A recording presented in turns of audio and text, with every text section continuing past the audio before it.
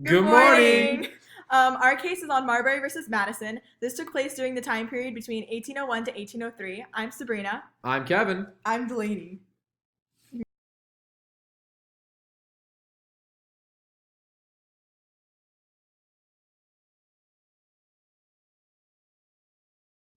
The election of 1800, also known as the Revolution of 1800, was a transfer of political power between the Democratic Republicans and the Federalists. The candidates were Thomas Jefferson, a Democratic Republican, and John Adams, a Federalist. Jefferson is elected but takes office at the beginning of March 4th, 1801. During the period leading up to Jefferson's presidency, however, Adams has a lame duck Congress with the Federalist Party in control. They passed the Judiciary Act of 1801 as an extension of the Judiciary Act of 1789 to create new courts and justices. Adams then arranges 16 new circuit judges and 14 justices of peace, known as the Midnight Judges, as they were appointed on March 3rd, 1801. One of these soon-to-be judges is William Marbury. Okay, so our first checking for understanding question is, what were Adams' intentions behind the appointing of the Midnight Judges? So discuss with your partner and we're going to call on someone. On March 4th, 1801, John Marshall is appointed to be Chief Justice, but currently acts as a Secretary of State. His position allowed him to appoint judges and await their confirmation. Jefferson begins his presidency without all the appointments being given out, including William Marbury. Jefferson confronts Adams and orders Levi Lincoln, the acting secretary, to cancel the rest of the appointments. His Secretary of State, James Madison, refuses to hand out the remaining commissions and finds the Judiciary Act of 1801 unnecessary.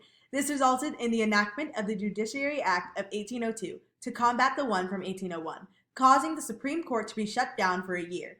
Marbury then goes to the High Court, which is run by Marshall. Okay, so now we're going to go to our second checking for understanding question, and this is, why did Madison refuse to give Marbury his judicial appointment? So talk with your partners and we're going to call on someone. Marbury wanted his promised judicial position.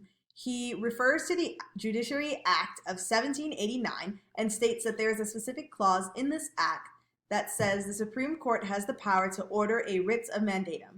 A writ of mandatum gives the Supreme Court permission to tell the executive department to give people their jobs in court. The defenders claim Madison claims the Judiciary Acts of 1789 and 1801 are invalid because they aren't in the original Constitution. Madison also refuses to continue judgeships decreed by Adams since Adams' reign in the Congress is no longer in action. So now we're going to move on to our third checking for understanding question, and this one is, was Marbury's argument valid considering the circumstances presented? Why or why not? So discuss with your partner and we'll choose someone to talk about it.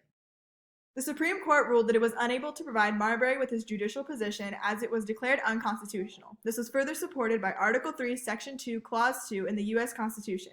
This resulted in judicial power being given to the court to validate cases on the basis of the Constitution.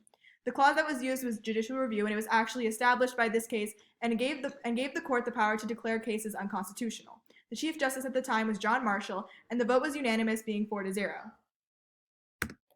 So moving on to our fourth and final checking for understanding question, if Marbury hadn't fought against Madison, how would this impact the future of America?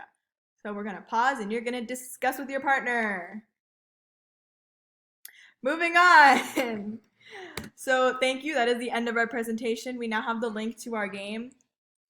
We hope you enjoy it. I mean, if you don't, then that's fine, I guess. You'll get candy. You'll get candy. Candy. Mm-hmm. Candy's pretty nice. All right, that's all. Thank you.